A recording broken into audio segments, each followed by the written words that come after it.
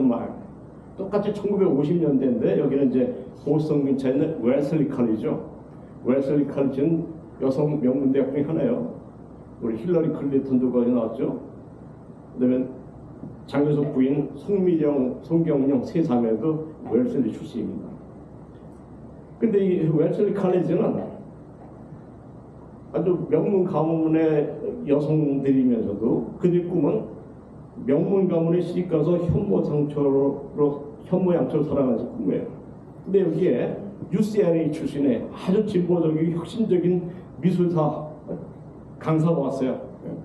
줄리아 로버츠가 아주 인기 절정의 시절이었는데 캐서린 왓슨이 와서 이 웰슬리 칼리지 학생들과 진정한 우정관계를 맺어가는 것이죠.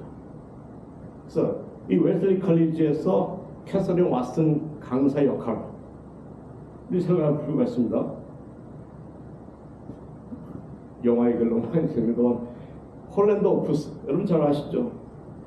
이 홀랜드 오프스는 홀랜드는 위대한 교향곡 오프스를 작곡하는 것이 꿈이었는데 꿈을 접고 고등학교 음악 교사가 됐습니다. 30년 동안 훌륭하게 제자들을 양성했습니다. 에피소드가 많지만 근데 마지막 은퇴식이 영화의 아주 핵심이죠. 깜짝 쇼에 학생들이 연주를 하는데 그때 한 말은 우리가 바로 선생님의 교향악입니다. We are your opus. 그러니까 선생님은 30년 재직 성공했다는 얘기죠. 자, 지금 세 가지 예를 보았는데 롤, 교사 역할, 또는 한국 사회 속에서의 교회 역할, 또 상직자 역할, 이런 걸 한번 역할 이론에서 볼 수 있겠습니다. 이 역할 이론은 크루드 케빈이나 미드, 조지 허버트 미드의 어떤 그 상호, 그래서 허버트 미드의 이 사회심리학은 이런 것이죠. 어느 어떤 사람이 자아를 딱 깨닫더니 내가 야구에 이루수겠어요. 그러면 자기가 뭘 하지 않은 거예요. 나는 공을 받아서 어떻게 해야 될지 그 순간 자기 포지션의 역할을 아는 것입니다. 그건 어떤 위치나 지위에 있는 사람에게 기대되는 행동, 또 다른 사람들이 그 사람에게 해야 할 행동, 이걸 포함한 것이 이제 사회심리학이죠. 자, 정의 14번에 보면 역할이란 뭐냐면 사회에서 특별한 위치를 점하고 있는 한 사람에게 요구되는, 그리고 그 사람과 관련해서 다른 사람들에게 요구되는 일련의 행위와 관계됩니다. 자, 여기에는 한 사회 문화가 상당히 영향을 미치고 있습니다. 첫 번째, 스탠포드 대학의 실험입니다. 여러분 17쪽에 있습니다. 1971년 여름에 짐발도와 동료들이 스탠포드 대학의 사이칼라지 빌딩에서 모의 감옥에 대한 실험을 했어요. 모의 감옥에서의 대인간의 역동성, Interpersonal Dynamics in Simulated Prison. 그래서 신문에 내서 지원자 75명, 대부분 미들 클래스의 남학생들이 지원했는데 75명 중에 24명을 선택을 하고 24명은 절반은 간수로 절반은 죄수로 역할을 배정했습니다. 그 피험자들이 이제 사인할 때 서명한 양식을 보면 최고 2주 동안 실험이 진행될 수 있습니다. 신체적인 학대는 받지 않지만 약간의 기본 권리가 침해될 수 있다. 식사, 의복, 주택, 의료보험 해주고 일당 15불의 금전적 보상이 있다. 그래서 생각해요. 하루에 15불이면 얼마나 할까? 그래서 환산해 봤습니다. 2023년도 환산해 봤더니 약 16만 원입니다. 그러니까 2주만 잘하면 270만 원. 이건 방학 동안 해볼 만하죠. 방학 동안에 실험에 가가지고 먹여주고 입혀주고 책 보면서 2주 동안에 270만 원이면 저 같으면 2번에서 전기자전거를 하겠습니다. 자, 그래서 그 연구의 목적은 이런 거예요. 실용적이고 윤리적인 수준 내에서의 감옥 환경은 어떠해야 되는가. 그래서 이제 그 파울로 알토 식용국의 도움을 받아서 어느 날 갑자기 체포됩니다. 이 사람들이 갑자기 체포영장을 받고 구속되고 서명을 하고 눈을 가리고 모의 감옥에 들어갔습니다. 근데 그 결과는 연구자들이 전혀 예측하지 못한 상황으로 전개됐습니다. 실험이 시작된 지 이틀이 안 돼서 폭력과 폭동이 일어났고 죄수들은 옷과 죄수 번호를 찍고 간수들에게 소리를 지르고 욕설을 퍼부으면서 스스로 감방 안에 바리케이트를 쳤습니다. 반면에 간수들은 죄수를 괴롭히고 모욕을 주고 협박을 시작했습니다. 수용자들 사이에 수용자들의 단계를 깨기 위해서 고도의 심리적 기술을 사용하고 수용자들 사이에 서로의 불신감을 조장하고 36시간이 채 못 돼서 죄수 하나는 정서장애, 사고의 혼란, 발작적인 울부짖음으로 석방이 됐습니다. 자, 그래서 본 연구를 기획한 사람들은 모든 자료를 토대로 해서 모의 감옥이 심리적으로 속박하는 실제적인 감옥 환경을 모의 감옥이 심리적으로 속박하는 실제적인 감옥 환경으로 발전하였다. 죄수들은 인격적인 정체감을 상실하고 자기에 대한 통제감을 상실하고 반대로 간수들은 예의 없이 자신의 역할을 수행해 보상이 주어졌던 사회적인 권력, 지위, 집단의 동일성을 향유하며 상승된 감정을 누렸다. 근데 보스턴에 있는 학자들이 여기에 다른 해석을 했습니다. 아메리칸 사이콜로지 30호에 실린 오는 즉, 이 스탠포드 실험은 환경이나 성격의 소산이 아니라 피험자들이 애당초 연구자들이 기대했을 것이라고 가정했던 그 사회적 고정관념, 그걸 간파하고 그 연구 계획에 따라 액션을 했다. 피험자들의 행동은 주어진 사회에 존재하는 문화적 고정관념의 산물이다. 근데 브롬펜브로는 또 다른 해석을 했습니다. 죄수와 간수의 행동에는 생태적인 설명이 필요한데 죄수와 간수 사이에는 사회적으로 부여한 힘이 있다. 간수가 이끄는 제복은 차별적이고 물리적인 힘과 위협을 강화할 수 있는 타당성을 제도적으로 부여하고 있다. 그리고 죄수들이 이미 저항을 멈춘 상태에서도 간수는 계속적으로 공격을 강화시켰고 전형적인 죄수의 증후군은 수동성, 의존성, 우울, 무기력, 자기 비판이었다. 그러니까 결론적으로 하면 세 가지 요소가 존재하는데 사회 내 확고히 설립된 제도의 맥락 안에서의 역할 합법화, role legitimation, 간수에게 주어진 헌법적인 권위, legitimate authority, 그다음에 죄수들이 간수의 행동에 무조건 비인격적으로 굴복하는 submissive, dehumanized role, 이런 것이 있다는 얘기죠. 근데 여기 아주 핵심적인 말은 영국의 진보적인 역사가 J.E. 액튼경이 아주 유명한 고전이 있습니다. 권력은 타락하는 경향이 있고 절대적인 권력은 완전히 타락한다. Power tend to corrupt, and absolute power corrupt absolutely. 첫 번째 실론입니다. 역할, 소위 완장을 찬다는 얘기죠. 그 다음에 미리 굴복하고 들어가는 비굴함도 보여주고 있습니다. 두 개로 더 해야 되네요. 자, 예일 대학 실험은 어떠냐면 뉴텍의 유명한 사회심리학자 스탠리 밀그램이 한 얘기인데 권위에 대한 복종 실험했습니다. 알버트 고던은 이걸 아이만 실험이라고 했어요. 왜 그런가 했더니 그 당시에 아이맨에 아르헨티나에서 체포돼서 처형됐고 한나 아렌트가 악의 평범성 이런 책이 폭넓게 읽히고 있던 시기이기 때문에 이 밀그램의 실험을 아이만 실험이라고 불렀다고 합니다. 피험자 40명에게 이거는 학습의 효과를 높이기 위한 실험이라고 설명하고 어떤 학습자가 암기한 단어를 제대로 답을 하지 못할 때 전기 충격을 주기 시작했습니다. 그래서 15V씩 높여서 300V라는 데는 이건 강한 충격이라 써붙여놨어요. 최고 충격은 450V까지 올릴 수 있습니다. 실제는 전기는 흐르지 않고 고통당하는 사람은 역할을 맡은 배우였어요. 근데 밀그램은 실험을 설계하면서 단지 실험자들의 3%만 전기를 300V까지 올릴 것이다. 450V까지 옮기는 사람은 0.1%밖에 없을 것이다. 근데 충격적이게도 그 실험을 당하는 배우가 죽는다고 소리치고 문을 뚫기 된 듯 65%의 사람들이 450볼트까지 옮겼다는 얘기죠. 이 실험의 결과는 사악한 행위는 반드시 사람이 사악해서 그런 게 아니고 강력한 사회적 힘의 작용이다. 되겠습니다. 역할이 대충 여러분 그런 내용입니다. 그 다음에 유니버스 오클라호마 실험은 셰리프라는 사람이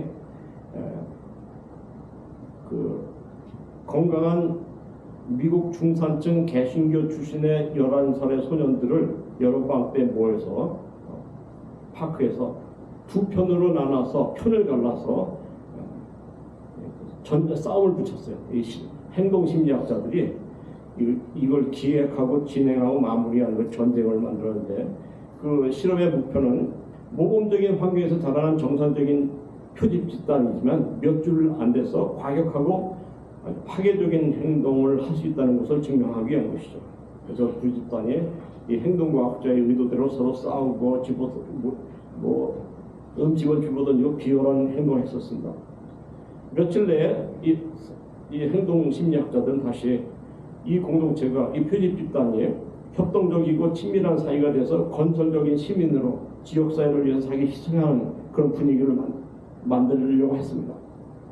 그래서 그 기획한 대로 그 청소년들은 상대방을 도발하는 일을 멈추고 또 친근하게 식탁에도 같이 앉고 캠프파이어도 같이 추진하고 또 상금으로 받은 돈으로 상대편 음료도 사주고 그런 일련의 행동이 있었습니다. 그 결과 인간관계 조화를 가져오는 결정적인 요인은 상위 목표, superordinate goal을 향한 공동활동이었어요. 모두에게 관심 있는 필수적이고 실제적이며 우선적인 목표를 성취하기 위해서 집단이 함께 협력할 때 적의가 사라진다는 것입니다. 이 오클라호마 실험은 스탠포드 시험하고 여러 가지 대비적이죠. 스탠포드 시험은 그 당시 사회 안에 기존한 큰 힘의 구조, 그걸 양극단으로 피험제를 놓고, 오클라호마는 한 번도 경험해보지 않는, 비교 대상도 없는, 또 역할도 권위에서 나온 것이 아니라 현장에서 추구되는 목표였습니다. 자, 그래서 오클라호마 실험에서는 역할 전이, 롤 트랜지션, 상황이 바뀌고 포지션이 바뀔 때 새로운 경험을 통해서 발달이 촉진되고 자아 정체감이 발전된다는 그런 시험이었습니다. 여러분, 이 세 가지 시험을 보면서 이 다양한 역할을 맡은 사람들, 그들의 상호작용, 참 생각해볼 문제를 생각합니다. 이 가설들을 기초로 한다면 교육의 일차적인 사회환경, 가정, 교회, 학교, 거기서 주어지는 역할 범위가 너무 좁다는 것이죠. 다 어떤 고정관념에 의해서 진행되는 것이죠. 더군다나 현대사회에서는 가족의 규모가 극히 줄어들고 있지 않습니까? 그러니까 학습자의 역할 노출이 제한됐어요. 그러기 위해서는 교회나 학교나 어떻게 하면 학생들이 여러 가지 상황에서의 경험을 통해서 자기 포지션을 통해서 발달을 이룰 수 있도록, 예를 들어서 교회와 학교가 학급 자체라든가 모범야배의 학생들을 직접 참여시켜서 초등학생이 사회도 기도도 하고 뭐 이런 것도 경험하고 그런 프로그램을 넓혀가야 할 것 같습니다. 자, 이제 인간 발달의 5가지 체제를 보겠습니다. 우리가 잘 아는 내용이죠. 마이크로 시스템, 메소 시스템, 엑소 시스템, 매크로 시스템. 유아 임용고시에도, 초등 교원 임용고시에도 꼭 나오는 것이 있습니다만, 다시 생각해 보시면 이 책 전체에 72개의 디피니션과 하이퍼시스가 있는데 이 5개의 이론에 대해서는 단 5개의 디피니션밖에 없어요. 그러니까 이 5개를 안다고 해서 다 하는 건 아니죠. 72개의 디피니션, 프로포지션, 하이퍼시스에서 이 책의 이론을 얘기한 건 딱 4개밖에 없습니다. 그러니까 제가 생각해본 좀 과장된 표현인지 모르지만 브랜펀버르는 모르는 사람도 없고 아는 사람도 없다, 그런 생각이 듭니다. 더 중요한 거는 기본 하부 구조가 굉장히 중요하거든요. 72개의 그 하이퍼시스. 다음은 아까도 간단히 말씀드렸지만 미시체계를 본다면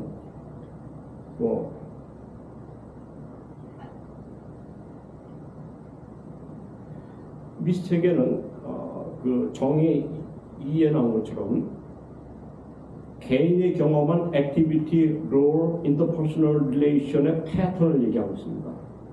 자기의 주어진 환경, 자기 가장 밀접한 환경 속에서 직접 얼굴을 대하고 하는 활동과 상호작용을 얘기하죠. 주로 가정, 어린이집, 유치원, 학교, 교회.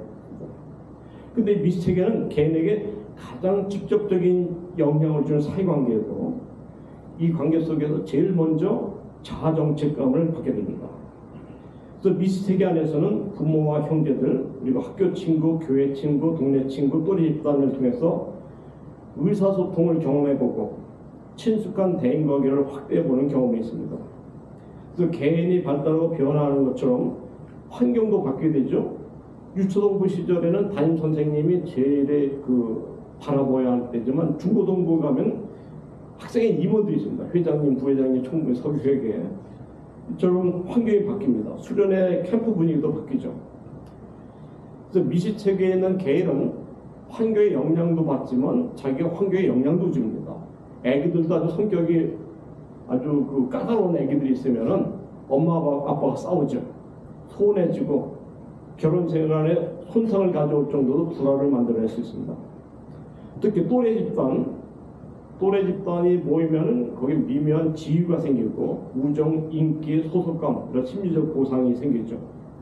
그리고 긍정적인 거고 부정적인 거는 음주, 흡연, 성적 행동 부추기는 그런 역기능도 있습니다. 그러니까 미시체계 마이크로 시스템은 발달하는 개인에게 가장 큰 영향을 주는 진정한 역동적인 그런 책입니다. 자, 중간체계 메소 시스템은 제가 보니까 제가 한번 봤더니 강사님들이 임용고시 나온 분들이 운동을 좀 많이 하는 것 같아요. 메소 시스템은 미시체계와 미시체계의 상호관계입니다. 미시체계들 간의 연결이야 상호관계죠. 가정, 학교, 교회, 또래 때 같은 미시체계들이 서로 연결해서 적극적 참여하는. 예를 들어서 중학교 선생님과 나 사이는 미시체계입니다. 근데 나의 부모님과 그 선생님과 집사님과 관계는 중간체계죠. 그러니까 근데 중간체계는 개인의 발달에 결정적인 영향을 미칠 수 있습니다. 그 정의 3에 보면 메소 시스템은 둘 또는 그 이상의 환경들 사이에서 일어나는 상호작용입니다. 근데 이게 예를 들어서 문해 능력, 학생들이 글을 깨우치는데도 학교에서 얼만큼 잘 가르치는가도 중요하지만 나의 부모와 학교의 관계, 나의 부모와 선생님의 관계가 유대감을 갖을 때 훨씬 더 쉽게 깨달을 수 있다는 얘기죠. 예를 들어서 병원에 장기적으로 입원 치료를 받고 있는 아동들을 두 집단으로 나누어 연구했습니다. 한 집단은 병원의 규정대로 부모의 방문이 주당 단 2시간만 허용됐고, 다른 집단은 더 빈번하게 병원을 방문했어요. 이 아이는 가정이라는 미시체계에서 병원이라는 익숙하지 않은 미시체계로 갔는데, 그 사이에 내가 친숙한 부모님이 빈번히 나와 접촉함으로 말미암아 그 트랜지션을 생기는 그런 고통을 좀 덜 경험하게 됐다는 얘기죠. 원래 이런 안정적인 관계는 상당히 서포티브하고 우정을 경험하게는 또래 가정에서 부모의 미시체계가 잘 될 경우에는 친구들과의 미시체계도 잘 될 수 있고, 또 유아원에서 친한 친구들하고 어린이집에 같이 갔을 때는 성공적인 적응을 할 수 있습니다. 자, 외책의 엑소 시스템은 학습자가 그 환경에 적극적으로 참여자는 아닙니다. 참여자는 않지만은 그 영향을 크게 받을 수 있죠. 대표적인 엑소 시스템은 부모의 직업, 부모의 취업 환경. 그 부모가 직장 생활에서 만족을 느낀다면 가정에서도 유쾌한 분위기가 되고 양육 방식에도 영향을 미칠 수 있습니다. 또 외체계 중에 하나는 또래 집단의 문화, 또 내 형이나 오빠가 다니는 학교의 학급, 또 지역 공동체 부모들의 그 활동, 또 교육위원회 결정. 대표적인 예를 이렇게 들 수 있습니다. 우리나라가 교육이 굉장히 발전됐어요. 그래서 저는 어렸을 때 미술 시간이 되면, 체육 시간이 되면 모든 걸 준비해서 갔어야 돼요. 미술 시간이면 스케치북에다 뭐 연필에다 물감을 가져가야 될 텐데 요즘에 가면 학교에 다 준비되어 있어요. 학교에서 뭐 도화지도 있고 학교에 다 준비되어 있어요. 근데 미국은 그렇지 않습니다. 미국은 주마다 카운티마다 다 달라요. 재정에 따라서. 그래서 미국에서 예술교과는 시 군구의 정책에 따라서 아예 학교의 커리큘럼에 들어가지 않습니다. 예술교과는, 음악이나 미술은 교과가 없어요. 돈이 있는 학교에서는 미술교육을 시키고, 근데 우리는 굉장히 잘 됐습니다. 이런 게 엑소 시스템이죠. 시교육위원회에서 결정해 우리 카운티에서는 미술교육을 교과서에 넣는다. 그럼 미술 공부를 하는 거고 아니면 못합니다. 이런 것이 이제 엑소 시스템이라고 볼 수 있습니다. 거시 체계는 아까도 말씀드렸듯이 상당히 어떤 신념 체계, 이데올로기 이런 것이죠.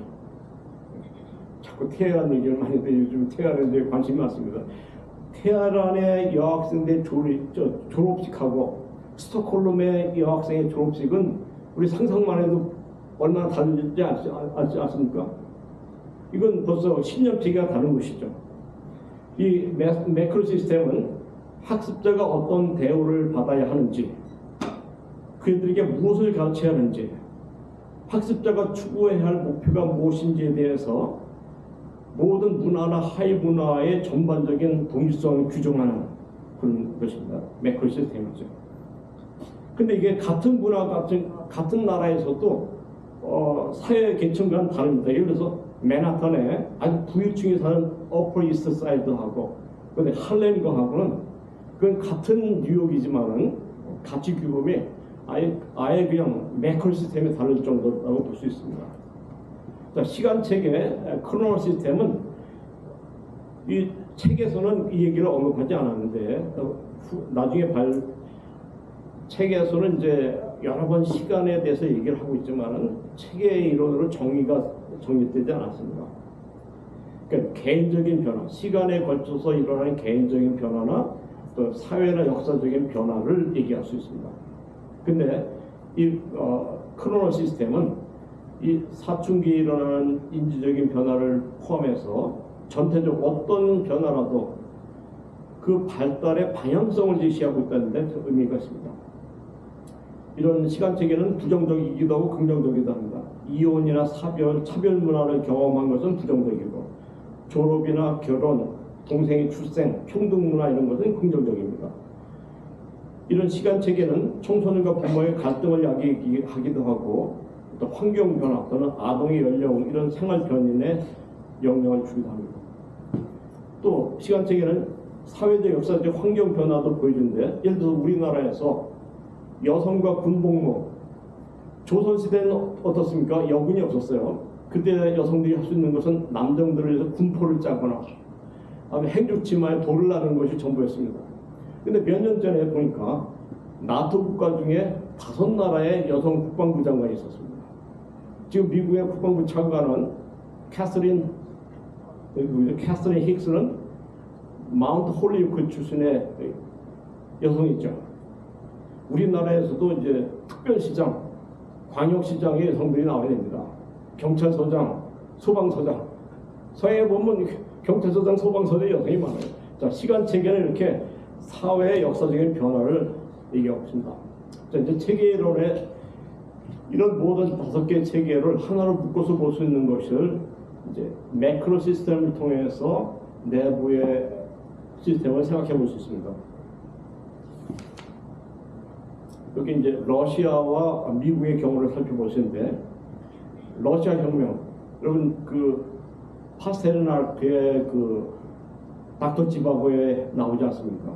닥터 지바고의 그 편역, 그냥 그 크렘린 성 앞에서 백성들 학살하는 것도 나오고.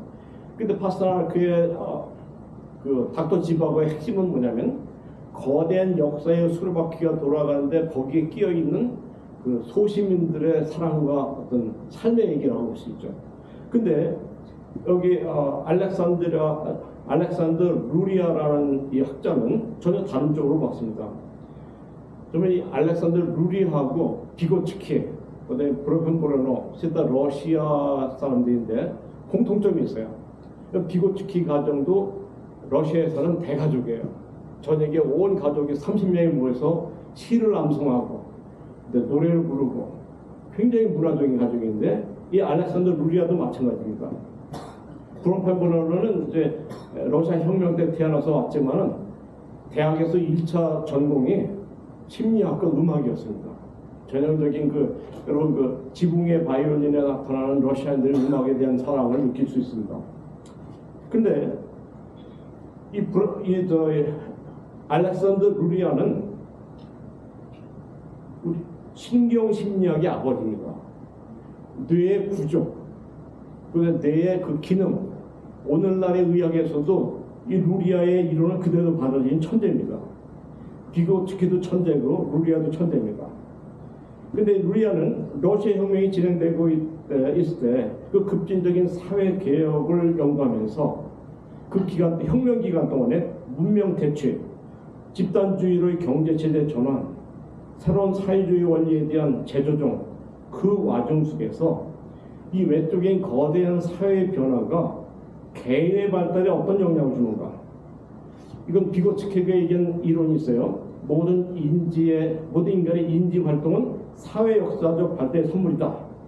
그걸 증명하기 위해서 이 사람들은 말을 타고 러시아 시골 마을들, 산점 모초지, 외딴 지역을 찾아냈어요.